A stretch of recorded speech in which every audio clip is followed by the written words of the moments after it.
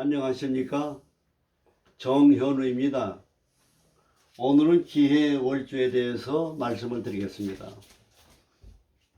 전번 시간에 말씀드린 대로 역학 초보자 입문자를 위해서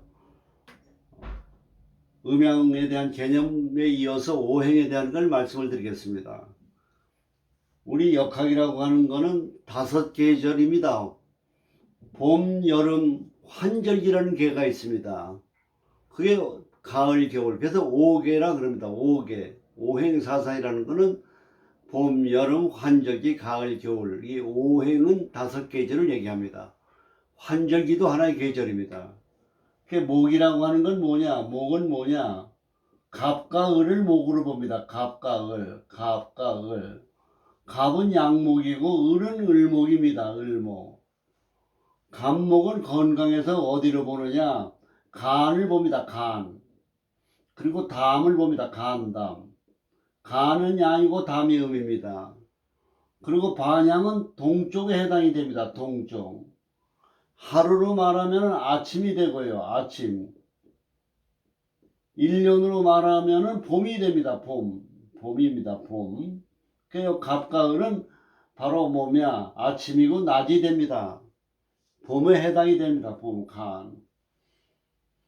요 성격은 뭐냐? 곡직격이라 그럽니다. 곡직격. 곡직격은 뭐냐? 뻗어 올라가려고 하는 향상심이 많아요. 어떤 목적을 세우고 뻗어 올라가려고 하는 그 향상심. 이 곡직격이라 그럽니다. 곡직격. 이 갑과 을은 목의 성질은 이런 성질을 가지고 있습니다. 향상심. 그 다음에 여기서 나오는 성격의 장점은 뭐냐? 자비심입니다. 자비심. 동정심이 많습니다. 동정심. 갑과 을의 날에 태어난 사람하고 얘기할 때는 동정심이 호소하는 게 좋습니다.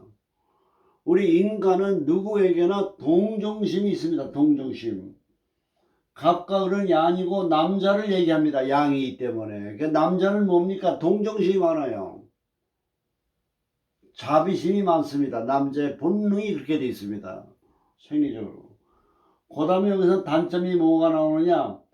단점이라기보다는 욕심과 이기심이 간에서 나옵니다. 욕심과 이기심. 사람이 죽을 때까지, 죽는 순간까지도 욕심이라는 게 있습니다. 이기심.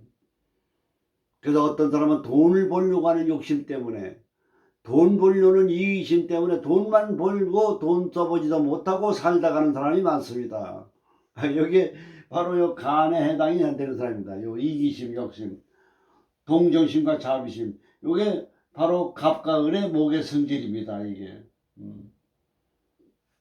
그래서 서울의 동대문에 가면은 동대문에 가면 동쪽 아닙니까? 동쪽인데 거기에 어지린자를 써놨습니다.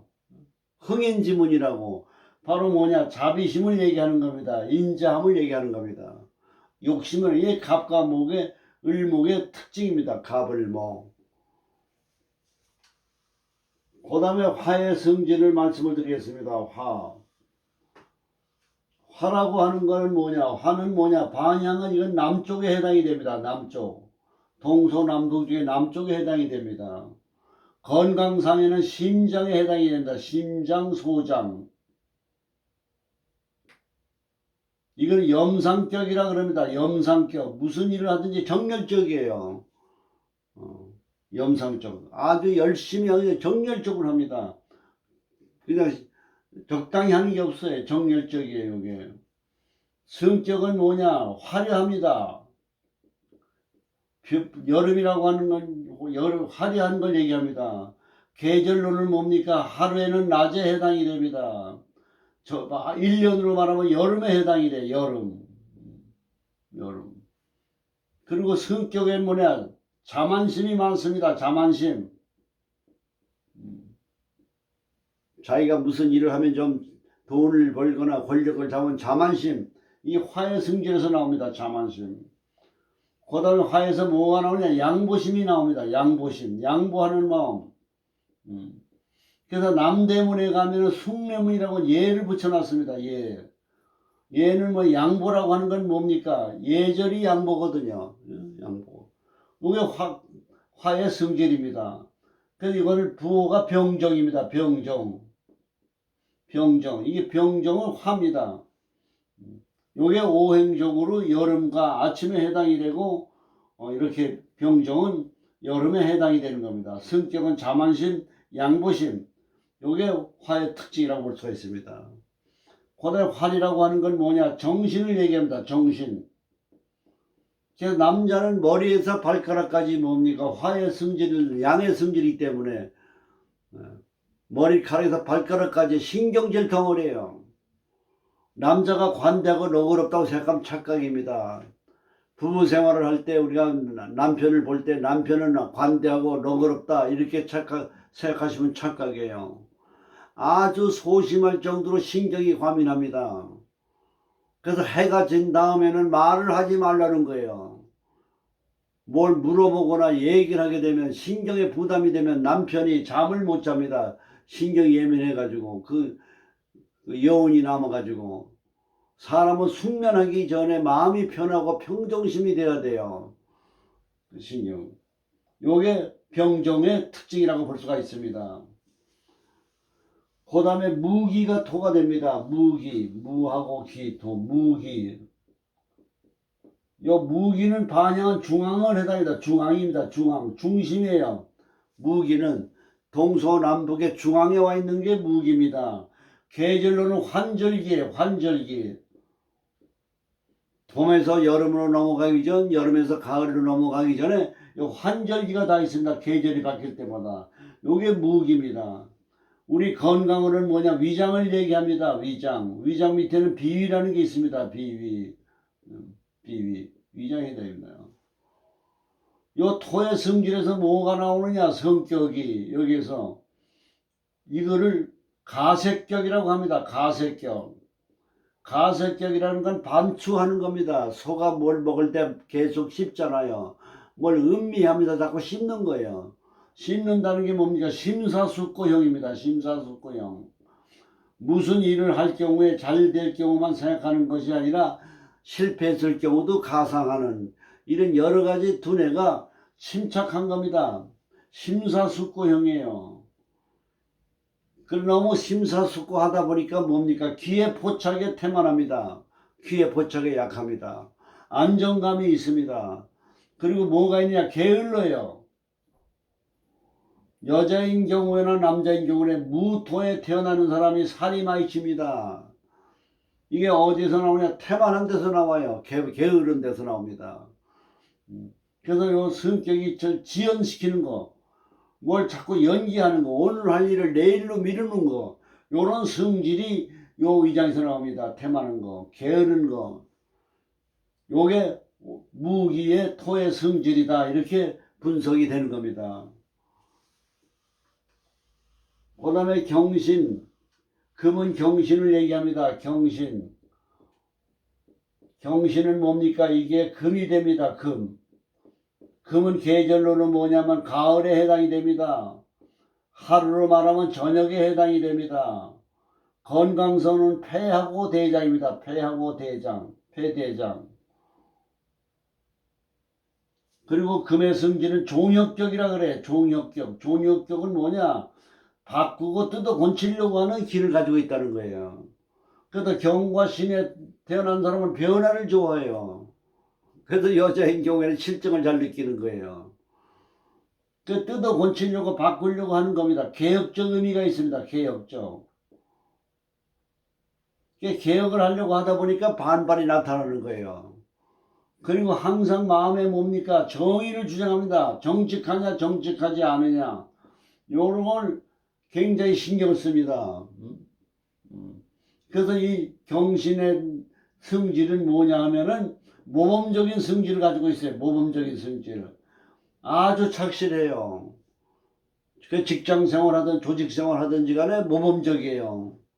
그 자기가 모범적이 되다 보니까 남이 경험 없는 거를 보질 못해요.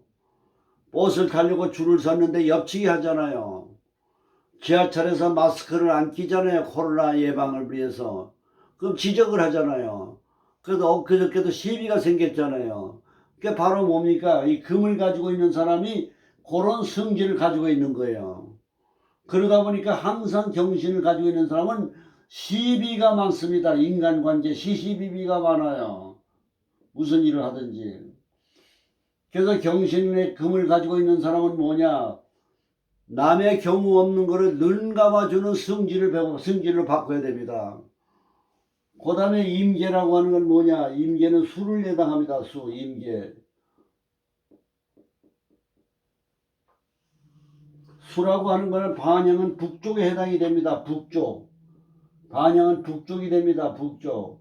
건강은 신장방광입니다. 하루의 계절로는 아침, 저녁, 밤에 해당이 돼. 밤. 그리고 1년으로 말하면 겨울에 해당이 되는 겁니다. 겨울. 아주 냉한 거예요. 냉습하고 찬 겁니다. 물의 성질은. 근데 요 수라고 하는 건 윤합격이라 그래요. 윤합격은 뭐냐? 두뇌 회전이 잘 되고 머리가 좋습니다. 머리가 좋아요. 그리고 저축심이 강하고 자기의 속마음을 드러내지 않는 음흉한 성질을 가지고 있습니다. 음흉하다. 그게 비밀스럽다 그러는 겁니다. 비밀스럽다 그러는 거예요. 속마음을 드러내질 않습니다. 그리고 이게 반항심에서 많습니다. 반항심. 사주에 임계가 있는 사람 반항심이 많아요. 그러니까 여자는 음기가 많은 수의 성질을 가지고 있잖아요. 그래서 여자는 반항심이 많은 겁니다. 그리고 요 수라고 하는 건 바로 육감적이에요. 육감적. 육감적. 요것이 수의 성질 임계에 대한 그런 특징을 가지고 있다는 것을 말씀을 드렸습니다. 그래서 이 갑과 을은 목이요. 갑을은 목이요. 병정은 화요. 무기는 토요. 경신은 금이요. 임계는 수요. 요걸 외우셔야 됩니다. 갑을목 병정화 무기토 경신금 임계수 경신금 임계수. 그래서 봄 여름 환절기 가을 겨울 아침 낮 환절기 저녁 밤. 요게 오행사상이에요. 역학이라는 건 기후학이에요. 기상학이에요. 과학이에요. 그 태어날 때 이 오행에 어느 기운을 많이 받고 태어나느냐.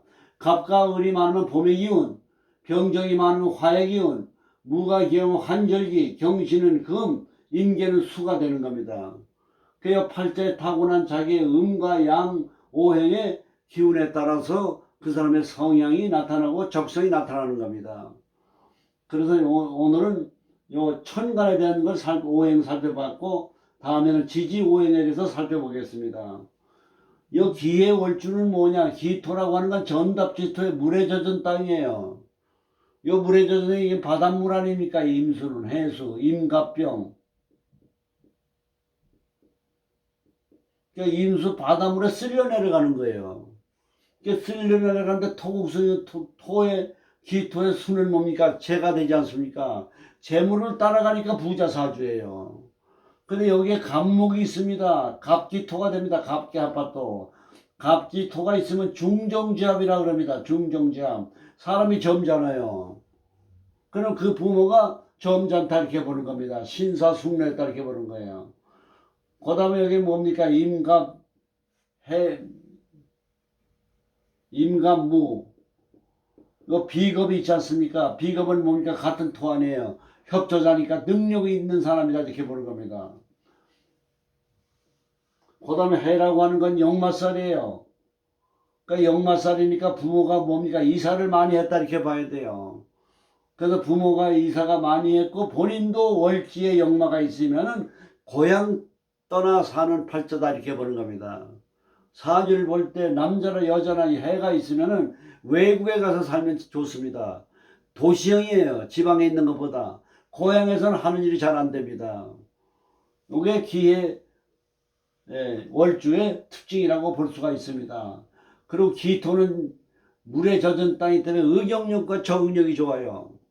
무슨 일을 하든지 간에 로마에 가면 로마의 법을 따르라고 하듯이 직장이나 장사나 운전이나 무슨 한 일을 하든지 숙달을 잘하고 응용을 잘합니다. 적응력이 강한 게 특징이 있습니다. 무슨 일이나 요게 갑의 날에 태어났다고 가정을 합시다. 그럼 갑기 토가 됩니다. 그럼 중정지합의 점잖아요. 재하고 합이 들었습니다. 수생목입니다. 교양도 있고 재물운도 좋고 사람이 젠틀맨이고 신선사 숙녀다 이렇게 볼 수 있습니다. 요게 을의 날에 태어났다면 목국토입니다. 목국토는 뭡니까? 편제가 해당이 됩니다. 수생목은 뭡니까? 인수입니다. 인수는 뭡니까? 학술 교육가가 적성인 겁니다. 병은 뭡니까? 병화 아닙니까? 병화의 화생토하네요. 병화는 화려한 직업입니다. 말을 잘합니다. 병화는 지도자를 얘기합니다. 태양과 같은 존재이기 때문에. 그게 요게 상관이거든요. 상관이 있으면 표현력이 우수해요. 그게 말로 바로 먹고 사는 직업. 요거는 수국화 편관이 되기 때문에 관직을 얘기합니다. 자존심이 강하고 명예운이 좋다 이렇게 볼 수가 있는 겁니다. 이 정화는 화생토입니다. 식신이에요. 표현력이 우수합니다. 배운 걸 응용하는 거. 수국화 관직입니다.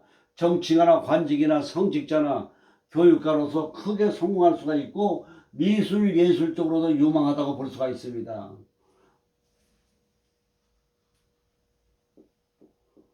무토는 비겁에 해당합니다. 협조자가 되는 겁니다. 경쟁자가 되는 겁니다. 그러면서도 나한테 방해꾼도 되는 겁니다. 이것이. 이게 토국수 아닙니까? 이게 재물운이 좋은 거예요. 재물운이 좋지만 항상 방해꾼이 있다는 걸 아셔야 돼요. 내 옆에 사기꾼이 있다는 걸 아셔야 돼요. 비겁이 있으면은. 용의 금의 날에 태어났다면 토생금입니다. 그럼 이게 정인이 돼요. 학자 교육가 사주예요. 금이라고 하는 건 뭡니까? 기술 이공계통을 얘기하거든요. 그러면 이공계통 의사나 과학자나 AI 시대에 이런 인공지능에 적합한 직업입니다. 금생수 아닙니까? 돈을 얘기합니다. 식신 상관이기 때문에. 그런 분야에서 기술 전문 분야에서 성공할 수 있고 재물운이 좋고 두뇌가 좋다 이렇게 분석할 수가 있습니다. 요게 신금일 때는 뭡니까? 토생금 편인이에요. 특수한 학문이에요. 교육과 사주입니다. 금생수입니다. 표현력이 좋고 우수합니다. 그 작가나 소설가나 교육가로 크게 성공할 수가 있습니다. 요게 임수면 토국수. 이게 뭐에 해당이 됩니까? 정관에 해당이 됩니다. 정관. 근데 이게 신강사주가 돼요. 임수가 해월에 태어나면 신강사주 아니에요. 고집이 세고 자기 주장이 강합니다. 남의 말을 잘 듣지를 않아요. 그래서 비사교적이에요. 자기 중심적이 되기 때문에. 인간관계는 관점을 역지사지가 안 되는 겁니다. 인간관계 중요한 거는 역지사지예요. 남편은 아내의 입장, 아내는 남편의 입장. 우리가 부부생활을 하더라도 보세요. 아내가 특히 여성들이 요새 많이 활동도 하지 않습니까? 직장생활하고 살림도 해야 되죠. 애기도 키워야 되죠. 얼마나 머리가 복잡하고 힘들겠습니까? 남편이 좀 도와줘야 됩니까? 안 도와줘야 됩니까? 내조를 해야 됩니다. 남편 역시 마찬가지예요. 신경이 과민하고 스트레스를 많이 받습니다. 부담 주는 얘기, 간섭하는 얘기를 좋아하지 않습니다. 이런 문제가 있는 겁니다. 신강사주. 그 다음에 개수입니다. 그러니까 이것도 물이 많아요. 물상법이라는 게 뭡니까? 이 토를 중심으로 해가지고 물이 너무 많다 이게요. 그 토가 위협을 받잖아요. 이걸 좋아해주는 옆에 뭐 병화가 온다든지, 뭐 여기 인이 온다든지, 따뜻한 게 온다든지, 오행에서 배운 대로 이런 걸 조화를 맞춰줘서 그 사람의 사주를 분석하는 겁니다. 그래서 오늘은 기해 월주에 대해서 살펴봤습니다. 감사합니다.